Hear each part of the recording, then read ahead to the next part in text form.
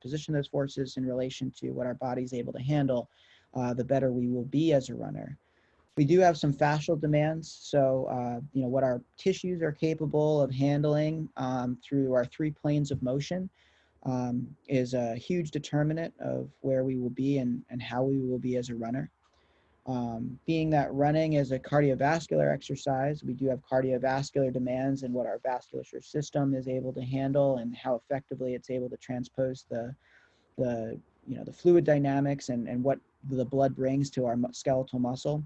And then with that, we have our metabolic demands. So that speaking more to our ability to convert energy and the effectiveness of our liver and all those biochemical things that, those of us in PT school did try to avoid probably at some point with chemistry, but we won't go too much into the nitty gritty. We have to pay it homage because it's a real thing with regard to running.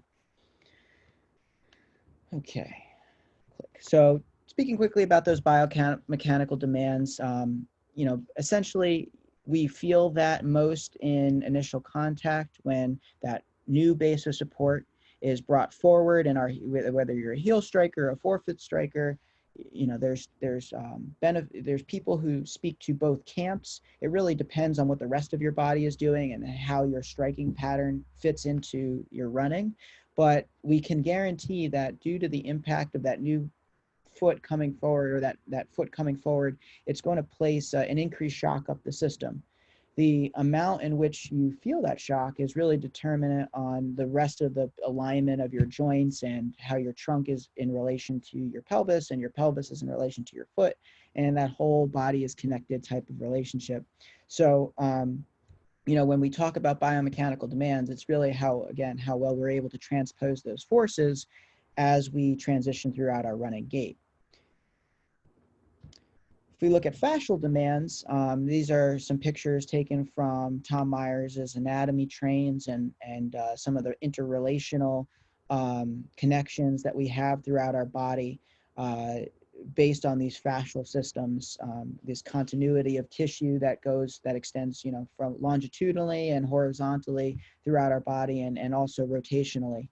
So in that regard, our fascia, or the systems associated with our fascia, really do need to have the extensibility and the power production that allows you to go through your running gait.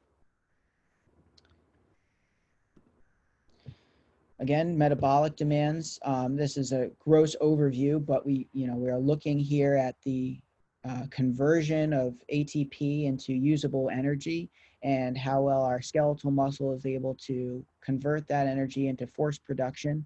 It's a long cascade of chemical bonds and breaking of bonds and transports of chemical nature. And again, I promise not to go too much into that nitty gritty, but we need to know that as runners, this can limit us. It's an adaptation that we get through our training.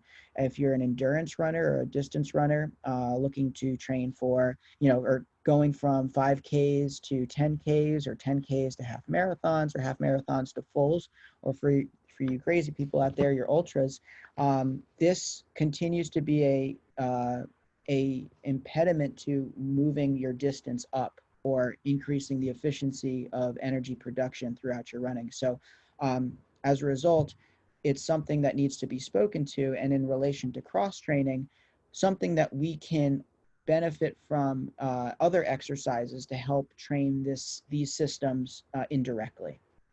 And then your cardiovascular demands, you're going to regulate blood pressure. As a result of training, your vascularity is going to improve in its efficiency and elasticity of your venules and arterioles to expel the blood through your system as fluidly as possible.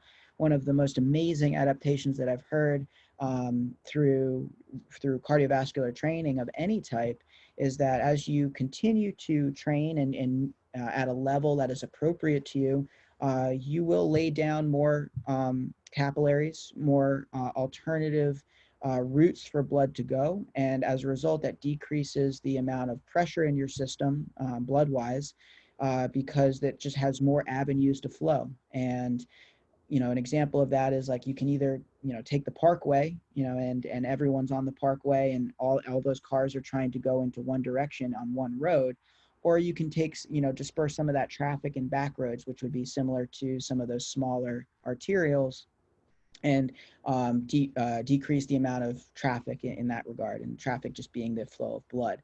So again, relating it back to the benefit of cross training, you can train and meet those cardiovascular demands through different types of training. It doesn't need to just be running, so that if you're unable to run for whatever reason, or you're experiencing some burnout, we can still train those systems. So if we look at common running related injuries, and this is a general slide that I did pull off the internet, so bear with me. We see a lot of these things in the clinic. We see plantar fasciitis, foot and ankle pain, pain that wraps around the lateral part of the ankle, hamstring strains, low back pain. All of these things can come as a result of running. And when we really dig into why we experience these types of injuries, it's we can boil it down into some really common themes, and that's that our tissue capacity, our body's ability to either meet the biomechanical demands or the fascial demands, the ability of our body to do that, is outweighed by the demand on the tissue. So for people who are running consistently or suddenly increase their distance, or might change their footwear, or change the terrain in which they're running on, it might not seem like these giant massive changes, but to the demand on your tissue, it can be just enough to push you over that limit of symptom presentation. So when we see injuries that come out of nowhere, we have to dig back into that history and see what are the contributing factors that might have brought you there. So, in relation to cross training, we're going to be looking at exercises to break up that demand on the tissues through alternative movements or movement variation, so that you can still train, but not necessarily place that repetitive demand on your tissues. Okay, so that begs the question of what constitutes demand on your tissues. I mentioned a few, but just looking at it more specifically, you can get it from excessive training volume. So maybe you increased your weekly mileage or your monthly mileage, even looking at it over more macro cycles. You could decrease, you have decreased efficiency of movement. And by that, I mean, that could come from a lot of places, but let's say that, you had, you just feel tight one day and you go out running anyway. And you just notice that your running gait just isn't the same as it usually is. It's not as fluid. We've all had days where it just doesn't feel natural. And through that decreased efficiency of movement, that pattern gets grooved a little bit, and you never quite come back out of it. And all of a sudden, you're feeling things that you weren't feeling before. And as a result of some movement inefficiencies, you're now lending yourself to more overuse types of presentations. And then we also look at your decreased ability to rest and restore, and what's happening between your run earlier in the week and your run later in the week. What are you doing to allow your body to come down and rest? How's your sleep? How's your mobility work? All those things that happen in between workouts. So either whether it's a cumulative effect or one moment where you did just more in general, and your body's decreased the capacity to handle that, either one could put more demand on those tissues. So we have to look in a bunch of categories, and these are not exhaustive by any nature. So always looking to explore as deeply as we can to fully understand what's going on and how to best direct treatment. So then we look at cross training's role in injury prevention, and how does that allow us to increase or enhance our performance. So I'm going to go through each one of these, but we're going to look at how it can adjunct your cardiovascular fitness, assists in muscle balance as a means of improving tissue capacity, allowing for the opportunity to work on the running related form. So like specific drills that can be accomplished through cross training, giving your body the ability to rest, improving the strength and conditioning for those muscles that are required of running, and also just breaking it up so it reduces your rate of burnout, all of which can be accomplished through just doing different types of workouts. And well, as I was writing this presentation, I was thinking about, why do we cross train? And I realized how different these things are, and what they can provide for us as a means of just not just running every day or running as your primary means of exercise. So if we look at this adjunct to cardiovascular fitness, and we dive back into exercise physiology, as an undergrad student, I remember learning that aerobic exercise or cardiovascular exercise is the training effects are general. And what I mean by that is that you don't just need to run in order to experience cardiovascular benefits. Those metabolic benefits that I mentioned. The efficiency of your liver can still improve in terms of energy conversion, even if you're not running. You do something that meets the same demand that's placed on your system, but is another modality of exercise, or just biking or walking or whatever it is. You just need to meet the same cardiovascular demands within that activity. So, on as symbolically here, as being creative, is, you have your cardiovascular capacity that you can achieve by running, as shown by this gentleman or this woman right here. And they're on one side of the bridge. So that's just representing that what you can achieve through running might only get you so far. Whereas your VO2 max, your ability to achieve your maximum capacity of cardiovascular output, might lie away from what you can achieve within running, due to the fact that maybe your fascial system's a little tight, or your ability to produce speed and therefore elevate your heart rate and elevate your blood flow isn't quite there. Your mechanics are off and you just can't quite get there. So through cross training, we can start to build a bridge to where you can meet yourself cardiovascularly and just train your body through ulterior means, in terms of hopping on the bike and doing interval workouts, or maybe increasing your total time under cardiovascular stress through an incline treadmill workout that won't put that demand on your body, that it's not quite able to handle, if you're prone to injury, that it's wouldn't exacerbate any of the symptoms that you're having. So, in that essence, that's how cross-training can be impacted by cardiovascular fitness. So then we look at muscle balancing for runners, and we see this a lot as PTs. We work with people who are good runners, or people who are recreational runners, like to get out there and keep running as part of their exercise routine. And due to the fact that they're constantly moving in the same way, they lose that balance of what their muscles are able to do in different planes of motion. And what do I mean by planes of motion? Running by nature is mainly sagittal plane motion, right? I'm going forwards and backwards, and sagittal just meaning that's the way that it's designated in our body. We are still working muscles that coordinate our side-to-side motion and our rotational motion, but because it's so forwards and backwards, the muscles that are trained in that way are a little bit overused.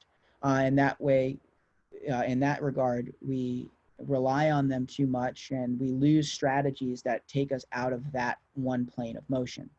Now, I will say that an efficient runner, someone who's truly, gifted and competing at an elite level, you watch them run, they're really a transverse plane athlete, meaning that they are utilizing rotation effectively in order to get their forward momentum and improving their turnover rate. You look at someone who is a step down, or even just someone who just utilizes running for fun, you see less of that rotation in that they're not utilizing that fascial system as effectively.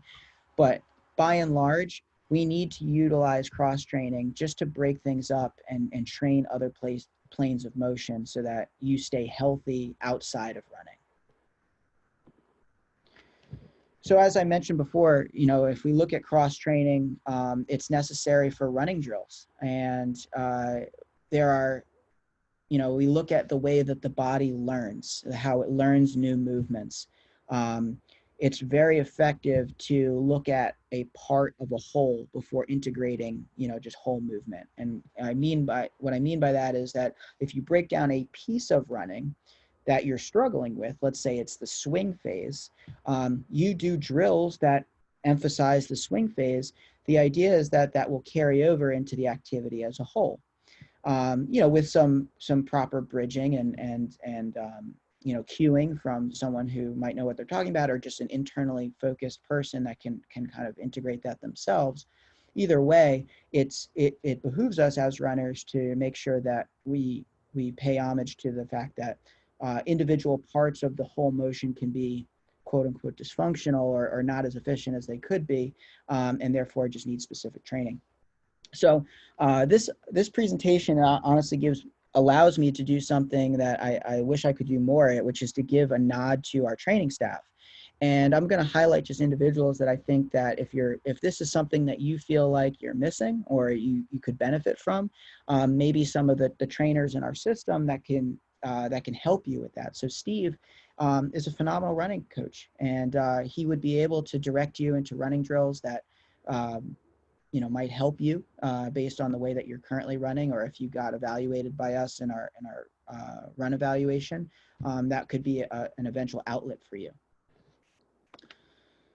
So if we look at strength and conditioning, we need to train what we consider the agonists of running. So those muscles that do provide forward propulsion, do provide that rotational ability to get our body moving forward as effectively as possible.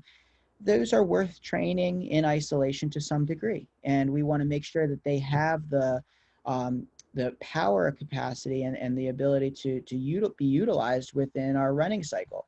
As much as running gait is subconscious, and that it's something that is driven by things that happen at the spinal cord level, it still helps to train those muscles in relative isolation or as part of compound movements, and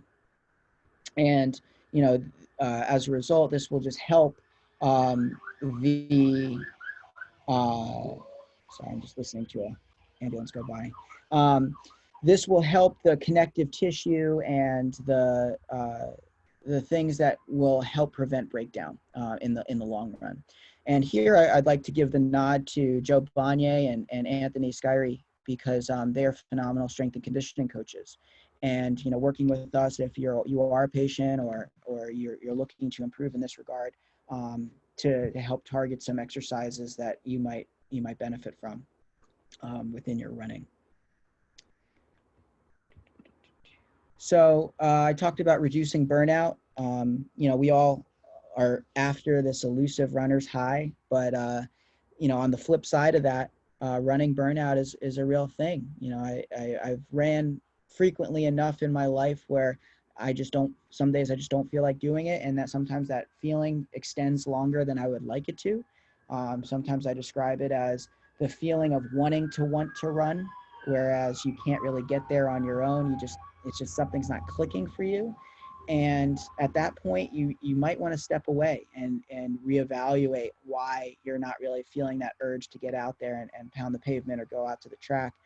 And variation of your workouts is a great way to break that up so that you don't run the risk of injury, and expose yourself to an activity that your heart's not in.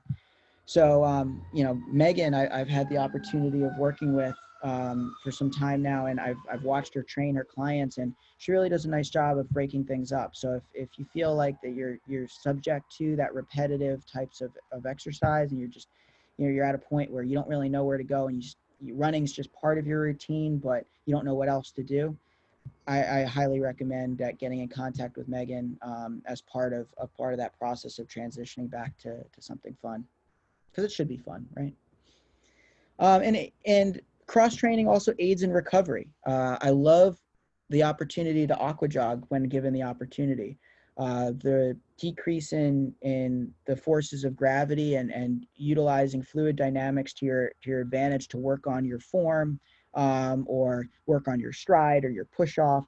The water really does provide resistance and assistance depending on the depth that you're in to really feel that moment to moment transitions that you get through your running gait cycle. So, not everyone has a pool, but it for runners that are injured with foot injuries, with loading related injuries, that they're just not able to get out there and comfortably run distances that challenge them. That's where we need to turn to more of the recovery aspect of things, as well as adjuncting it with other forms of cardiovascular activities that don't exacerbate their symptoms, so that they keep their cardiovascular fitness but work on the form and other things that are contributing to those injuries.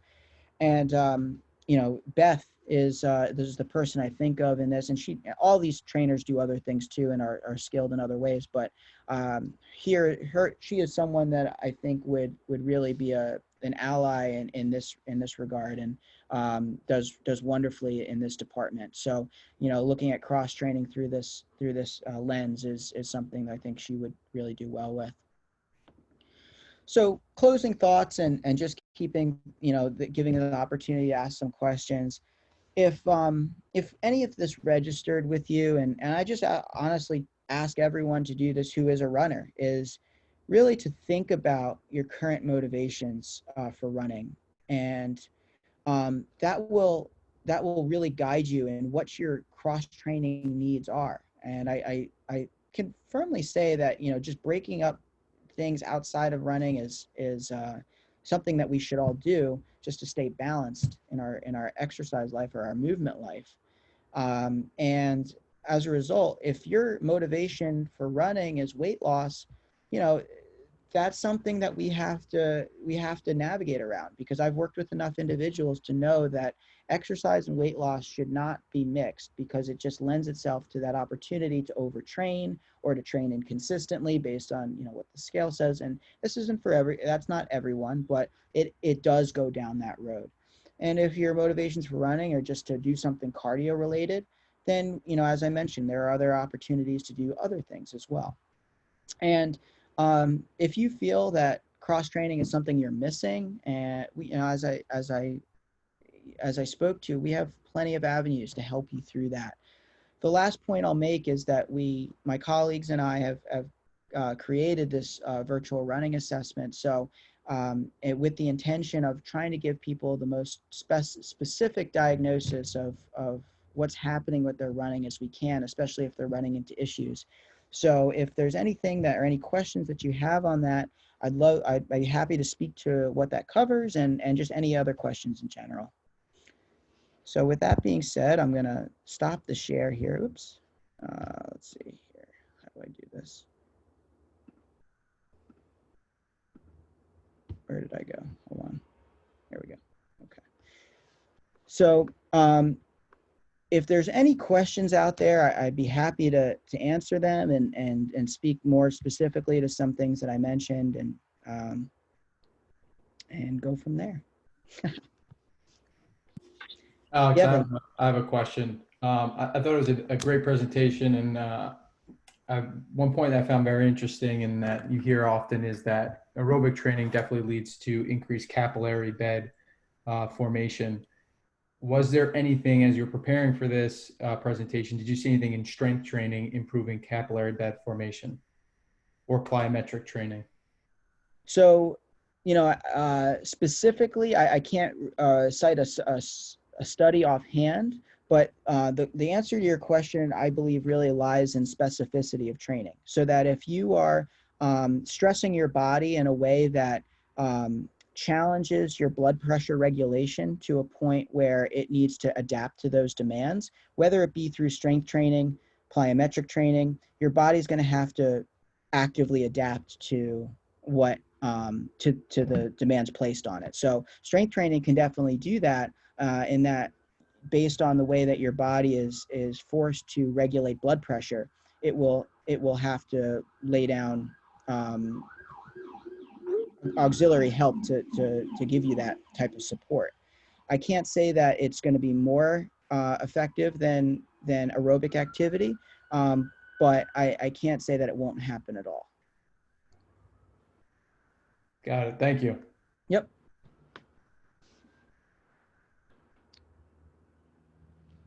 Okay, so let's see here. I got a question from the chat box. I cross-train, but always struggle with the trade-off with my running. A strength day is a day I don't run, and then leaves me a little leg tired for a couple days. Thoughts? It's a great question. The question was that how to integrate cross-training into your running week cycle with still feeling fresh enough to run. And I think that it really speaks to what type of strength training is being done. If you are doing heavy loads such that you're training with a great amount of resistance, it does lend itself to having the potential to generate a little bit more lactic acid, to place a demand on your system where therefore your central nervous system is having trouble getting back up to meet the demands of the next workout. So when it comes down to balancing activities that you do in a given week, it's really talks to your energy efficiency. How well your central nervous system, your drive is to meet the demands of that next workout. So I think that the answer to the question lies in what's happening on that strength day to leave you tired for the next exercise, and maybe modifying the type of strength exercises you're doing, the load, the duration of the workout itself, just to keep you fresh if continued running is your goal. And if your goal is to run a half marathon, the strength training should be able to fit within that training regimen. If your goal is to just stay healthy and keep running as part of your life, it's okay to not have your best run every single week. So, I definitely something that I would love to speak with individually if you're interested, Don. I hope that answers your question. I'm sorry if I spoke around it. Okay. Any other questions? I'd just love to give a shout out to the people that I know in the audience there. Hello, and thank you for coming. All right, guys. Well, if there's no other questions, feel free to reach out to me. My name is Alex Blank. I'm one of the therapists here at Elite, and my email is can be found on our website, ablank@Elite Health Services, and we'll hope to hear from you all soon. Okay.